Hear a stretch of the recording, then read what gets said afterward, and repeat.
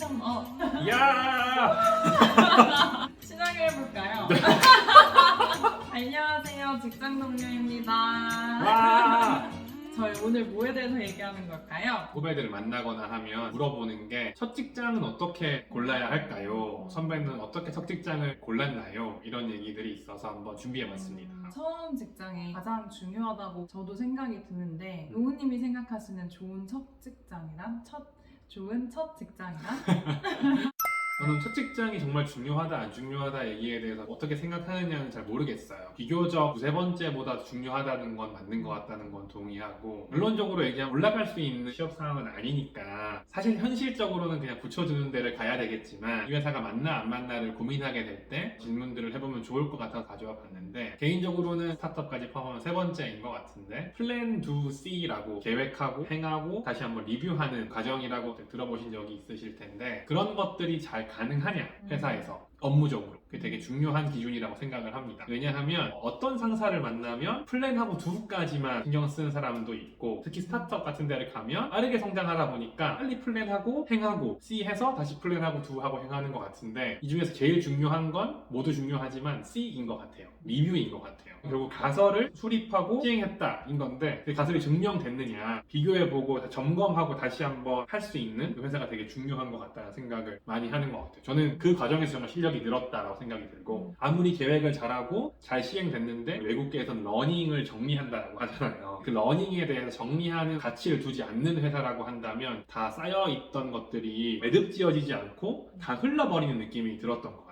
회사가 이걸 꼭 못해준다고 하면 나 스스로는 리뷰하는 습관을 가지면 좋겠다는 생각에서 후배들한테 플랜 2C 중에서 C를 꼭 해라는 말을 했던 것 같고, 루틴화 시켜서 계속 러닝을 만들어 나가는 회사에 갔으면 좋겠다 이런 얘기를 해줬던 것 같아요. 여러분이 많은 준비를 해서 성공시킨 것들이 어떤 결과를 가지고 왔는지 보는 거는 나의 기여도를 파악할 수 있는 좋은 방법이거든요. 내가 어떻게 개선을 해야 되는지도 바로 알 수 있게 되는데, 이 과정이 없으면 그냥 하던 방식대로 이게 잘하는지 못하는지도 모르고 자기 관점에 맞게 계속 일을 하게 되는 것 같아요. 배우고 발전하고 싶다는 생각이 드는 분이시면 아마 이 C 과정을 없더라도 혼자 만들어 갈 수 있게 되면 좋지 않을까라는 생각이 듭니다. C 과정에서 제가 생각하는 이 러닝 포인트를 정리했는데, 또 상사가 또 이런 포인트를 정리해주고 했을 때 뷰가 확장된다라는 느낌을 되게 많이 받았던 것 같고, 잘 되는 걸 다시 한번 적용하고 안 된 건 또 빼고 그 다음에 또 해보면 어떤 결과가 나오는지 보고 점진적으로 이렇게 성장해 가는 게 보여가지고 꼭 추천하고 싶고요.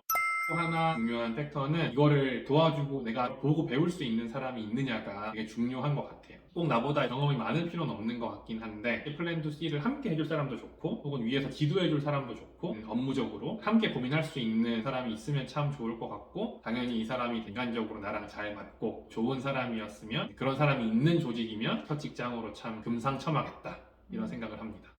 좋은 첫 직장에 대한 기준을 좀 말씀을 해주셨는데, 그거 외에도 저희가 직장을 평가할 때 많은 기준이 있어서 얘기를 해보고 싶어요. 먼저 세 가지로 분류를 해보았는데 사실 이게 맞는 분류 체계인지는 모르겠어요. 저희가 직장을 평가하려다 보니까 굉장히 많아지더라고요. 하나씩 간단하게 소개를 해보면 회사와 업무와 사람, 이렇게 세 가지로 소개를 드려보도록 하겠습니다. 여러분은 이 중에서 어떤 게 가장 중요한지 한번 생각을 해보면서 들어봐 주시면 좋을 것 같은데요.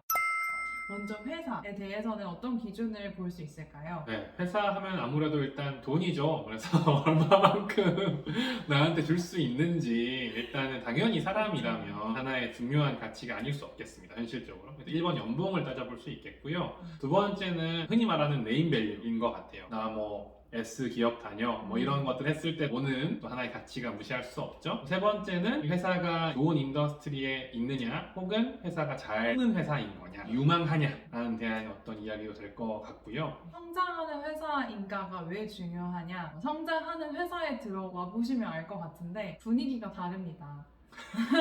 다들 웃고 있고 되게 중요한 얘기예요. 맞아요. 네, 성장하지 못하는 못하고 있는 회사는 위에서부터 표정이 어둡고 일이 급급하기 때문에 사람을 챙기거나 할 여유가 없다고 보시면 돼요. 정말 을처럼 일해야 되는 때가 올 수도 있고 회사가 정말 무너지기 일보 직전인데 저희가 어떻게 즐기면서 일을 하겠습니까? 첫 회사니까 성장하는 회사에 가면은 분위기가 좋은 곳에서 하고 싶은 일을 하면서 지낼 수 있는 면에서 좋은 스타트가 아닐까라는 생각이 들어서 한번 넣어보았습니다. 네. 네 번째는 좋을 수도 있고 안 좋을 수도 있겠지만 이렇게 시스템이 잘 짜여 있는 회사인지 아닌지도 되게 하나의 중요한 기준으로 왔습니다. 첫 직장이기 때문에 중요한 것 같아요. 처음에 시스템이 갖춰지지 않은 곳에서 시작하면 비교 대상이 없기 때문에 어떤 게 좋은 회사인지를 알기가 굉장히 어려운 것 같거든요. 이런 체제로 돌아가는 회사가 잘 짜여진 회사구나라는 걸 알면 이 다음에 어떤 조직을 가도 내가 바꿀 수 있는 부분이 보여요. 그런 면에서 저는 첫 직장으로 잘 갖춰진 회사에 가는 게 좋겠다라는 생각이 들었던 것 같아요. 그래서 넣으셨군요. 대기업에 가는 이유라고 했을 때 잘 짜여진 시스템을 배우러 간다라는 말을 하는 걸 들으신 적이 있을 거예요. 몇십 년 된 회사들이 그냥 그렇게 짜여진 건 아니어서 시행착오를 겪어서 제일 좋은 시스템을 구축한 거기 때문에 반드시 배울 점이 있다는 점에서 하나의 중요한 팩터로 넣어보았습니다. 업무 기준에 한번 또 얘기를 해볼까요?